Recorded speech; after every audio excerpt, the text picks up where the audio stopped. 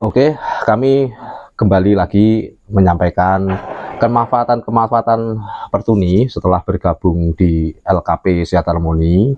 Itu mengikuti pelatihan, pembinaan, dan juga uji kompetensi.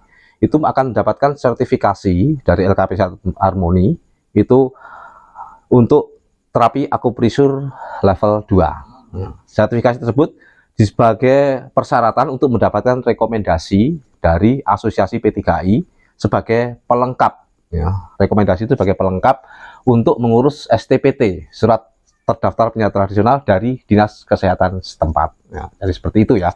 Nah, dari STPT tersebut nanti akan muncul ide seperti branding ya. Jadi, nah di STPT ini kan ada nomor izin praktek. Nah, dari si Hatra atau si nakestra tersebut atau si terapis tersebut. Nah, nomor izin ini nanti dipasang di papan nama ya. Jadi agar di situ nanti bisa menarik minat atau pelanggan itu tadi ya, pasien atau klien itu bahwa para terapis ini memang berkompeten di bidang terapi. Ya, seperti itu ya. Kemudian setelah itu nantinya itu juga akan menarik income daripada si terapis tersebut atau hatra tersebut ya. Itu misalkan tarifnya 50.000, dengan adanya branding seperti ini, identitas atau pembeda dari terapis-terapis lainnya yang belum terlegalitas. Nah, jadi seperti itu, insya Allah nanti akan mendapatkan penambahan income. Jadi seperti yang saya alami sendiri, saya sebagai terapis yang sudah punya STPT, setiap harinya memang intinya itu mendapatkan manfaat dari logo atau dari branding STPT tersebut. Nah, jadi seperti itu. Nah, dari situlah muncul strategi kewirausahaan kami di Pertuni sehingga lebih dikenal oleh masyarakat dan lebih menambah income, kadang malah lebih dari UMR yang ada di kota setempat. Nah, seperti itu. Kemudian ini juga ada testimoni untuk pelatihan-pelatihan yang diberikan oleh LKP Sehat Harmoni ya, ilmunya seperti apa ini saya akan coba sampaikan di sini. Akupresur level 2 secara mendasar saja ya. Jadi kalau di dalam akupresur level 2 nah itu memang ada level dasar ya. Level 2 itu level dasar, itu memang kita untuk fokus pada stamina, ketahanan tubuh dan sistem imun dari si pasien. Nah, seperti itu ya, sebelum masuk pada ranah penyakit atau ranah pengobatan. Jadi di sini nanti level 2 itu sebagai acuannya adalah ilmu-ilmu terapan dari TCM atau Traditional Chinese Medical. Nah, seperti itu ya. Ini saya akan terapkan contoh ya. Contoh dari terapi tersebut adalah mengenai jalur meridian. Akupresur identik dengan jalur meridian ya. Itu diawali dari kaki kiri ya. Itu di sini ya. Di antara kaki kiri itu nanti kita akan ambil jalur pertama, jalur lambung, kandung empedu, kemudian kandung kemih. Nah, pada awal dari kaki kiri, kemudian jalurnya hati liver, ya, liver, kemudian limpa dan juga ginjal. Nah, seperti itu ya. Itu nanti untuk lambung, ya itu pada titik 36, ini ya di bawah patella 4 jun, 3 jun atau 4 jari di bawahnya tulang lutut ini ya. Ini ya, di sini ya.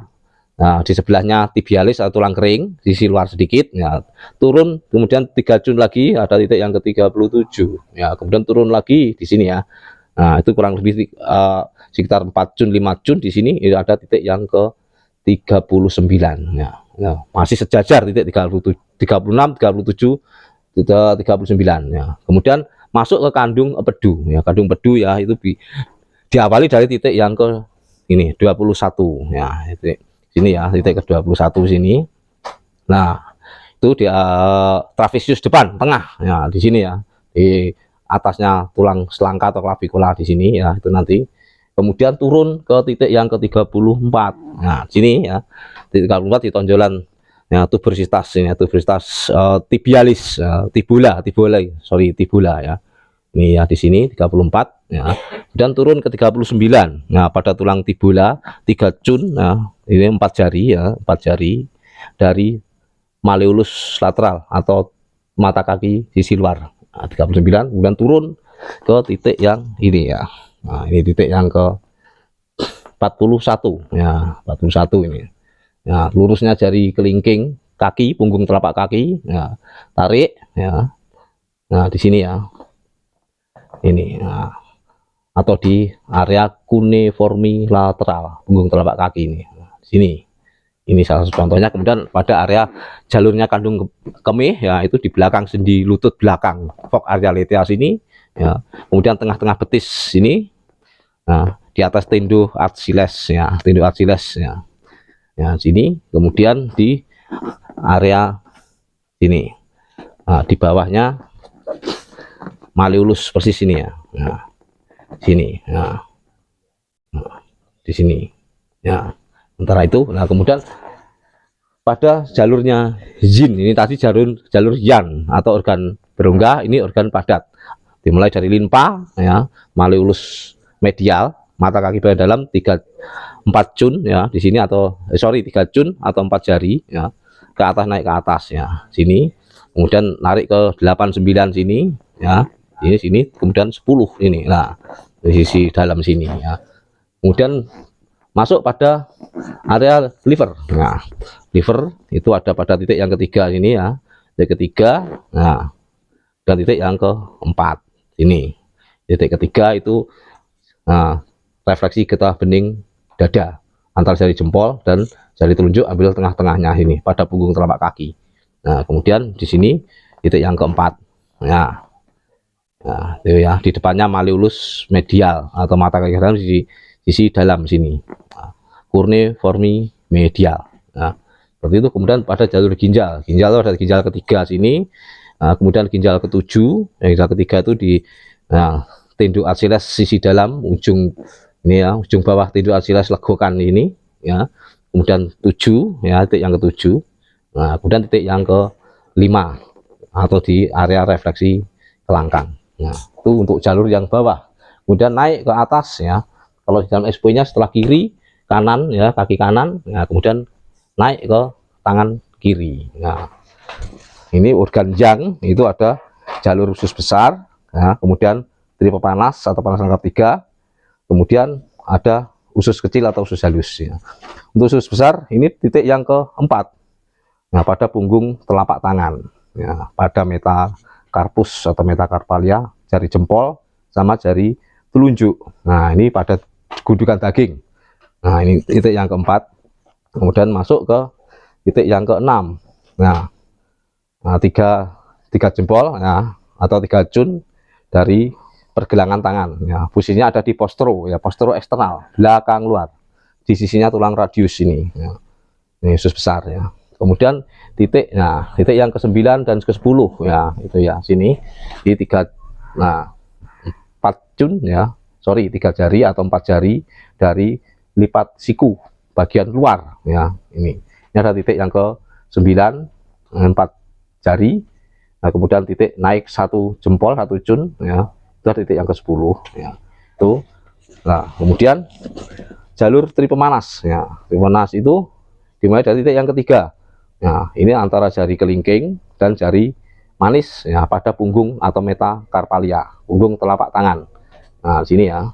Ini kemudian titik yang kelima. Titik yang kelima itu 2 cun dari pergelangan tangan. Nah, lurusnya jari tengah. Nah, lurus jari tengah ini. Nah, ini titik yang ke-5 ya.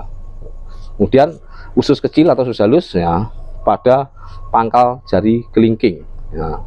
Di bawah pangkal jari kelingking ya, pada area metacarpalia.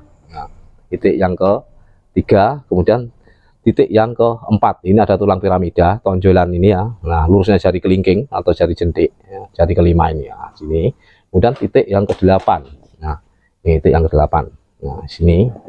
Nah, titik yang ke-8 itu kurang lebih 7 cun ya dari pergelangan tangan ya. 7 cun dari pergelangan tangan, lurusnya jari kelingking ya. Posisinya tangan antero ya, pada sisi tulang ulnaris, tulang hasta bawah ya.